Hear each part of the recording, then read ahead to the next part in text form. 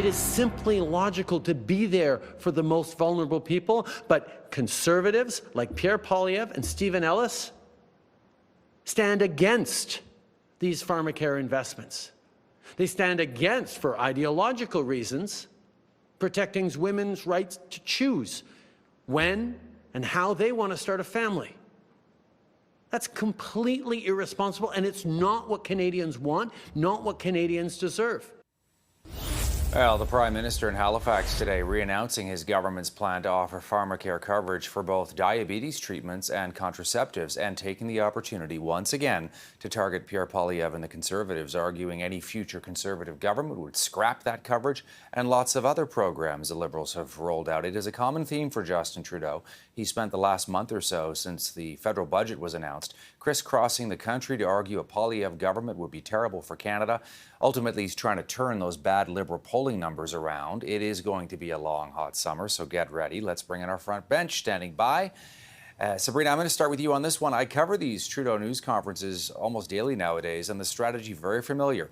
You announce the Liberal plan, you say how great it is, then you pivot and attack the Conservatives. Your take? Certainly it's a party that's seeing, and a strategy that's seeing, a lot more life this year, this time, than we saw last year at this time. And I think they've definitely seen a lot more life since December. And I think it's not a bad strategy. You know, at the end of the day, Pierre Poilievre refuses to answer any questions about what he will cut, about what his actual plans are, about what policies he supports, whether that includes dental care, whether that's Pharmacare, whether that's, the child care policy. And the issues that the Liberals are bringing forward and these questions that they're posing to them, they should be answering. And so eventually I think it's going to become a tired old phrase for the, Conservatives are saying axe the tax and bring home the salaries or whatever it might be. And they're going to have to start answering some questions. And I think it's a good strategy for the Liberals to make them answer those questions and to, by further extent, ask the media to ask those questions as well. Gurratan, as you like to say, Liberal, Tory, same old story. But what's your read about what we're hearing and seeing from the Prime Minister, in this case on Pharmacare, basically trying to say, look, if you choose to vote Conservative, be aware a lot of these programs, dental, pharma and other stuff, perhaps even a woman's right to choose, are potentially at risk? So first off, to me, it seems like the Prime Minister is now traveling the country effectively, promoting the very issues that the NDP pushed the Liberals to bring into play.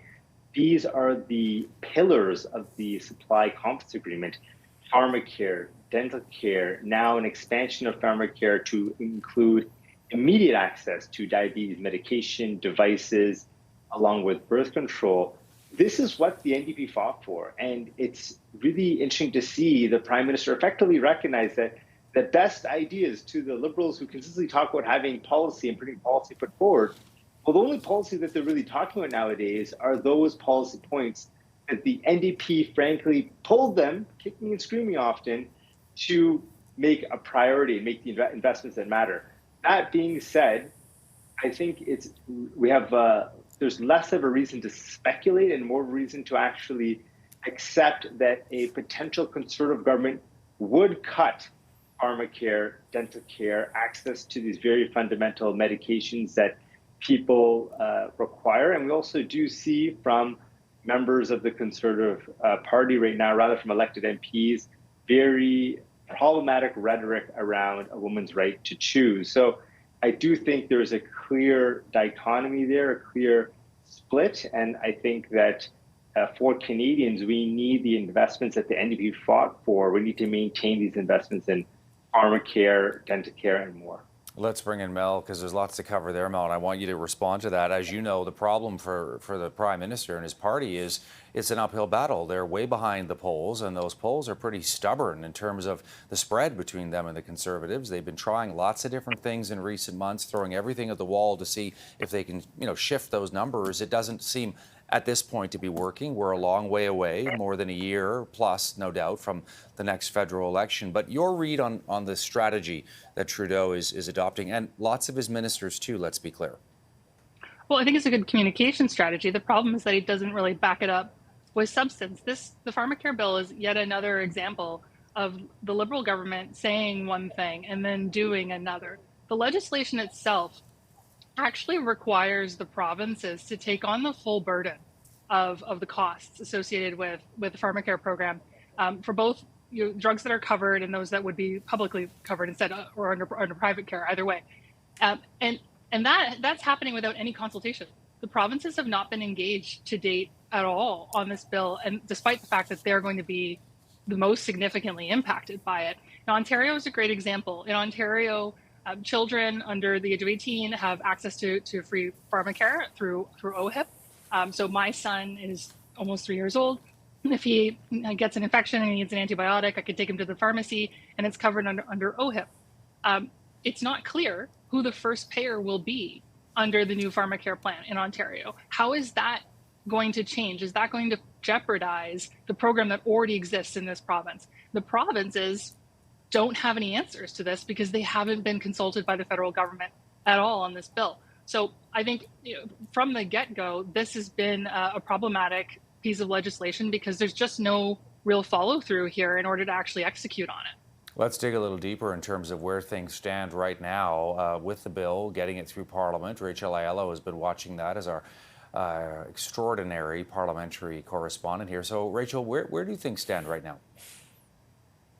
Yeah, Todd. So the Liberals teamed up with the NDP to advance a motion to essentially fast track this bill through the remaining stages in the House. So we had 2 very long study days at committee Thursday and Friday. MPs had to get their amendments in by this afternoon. And then they've really programmed the timing out. So we're looking at about 5 more hours of debate at report stage and 1 more day at third reading. So if they really wanted to prioritize this and make it something that passes ASAP, that could happen as early as next week. And I think kind of to get back to Mel's point about the provinces being consulted, the Liberals have made it clear that they want to get this bill passed so they can start those consultations. Mark Holland, the health minister this week, was talking about needing to or intending to work on those deals this summer. And Todd, to get back to your bigger point about really sticking this to the Conservatives, I think the linchpin for the Liberals here is they can talk all they want about the Conservatives pulling back Pharmacare, but if they don't actually get these deals in place and there's nothing to actually tell people that Poilievre is going to take away,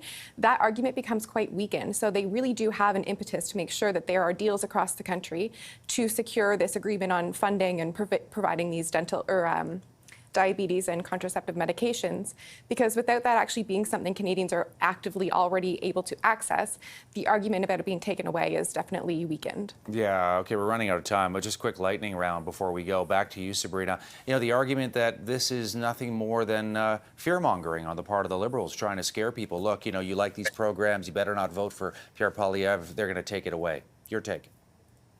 I don't think it's fear-mongering, right? I mean, I think, as Graham pointed out earlier, one of the things that the Liberals are focusing on now is the right for a woman to choose and the abortion legislation. And if you look at Conservative governments across the province, they've had no problem pulling back rights on the rights of trans youth and the rights of LGBTQ people. So it's a pretty believable proposition that a Conservative government will pull these things back because you have Conservative governments to point to already.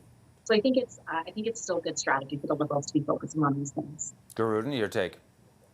Well, I think it's just what has been communicated by the Conservative Party and their leadership. The fact that they've said that they would bring cuts to childcare, to Pharmacare, that this could be the last government that has a Minister of Health. Like, these are very problematic statements that have come out of the Conservatives. And we don't know the extent of their austerity, but we do know that this is what Conservative governments do.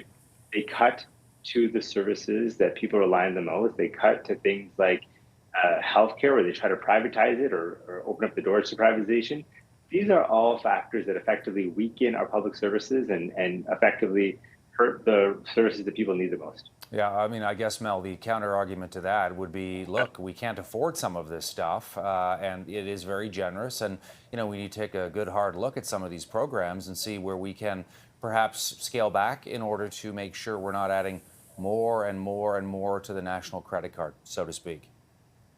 Or duplicating efforts. But I think that actually it goes deeper than that here. I think this is an issue of trust. And I don't think that many Canadians trust the Liberal government to actually execute on this plan and to get it across the finish line, in part because they have failed to consult with the provinces that are the ones who are going to end up having to download this program and be the ones who manage it and finance it in the end. And they also haven't engaged with the medicines manufacturers in Canada on this bill. It's going to impact them. It's going to impact patients who depend on access to those innovative medicines. And none of these stakeholders have been engaged in this bill, and they can't say like, oh, we're going to ram this legislation through and then we'll consult with them. That's not how this works. You need to do the consultation up front before you pass the bill. We're going to say goodbye to 3 of our 4 front benchers and thank them for coming on the show, Gurratan and Mel, as well as Sabrina.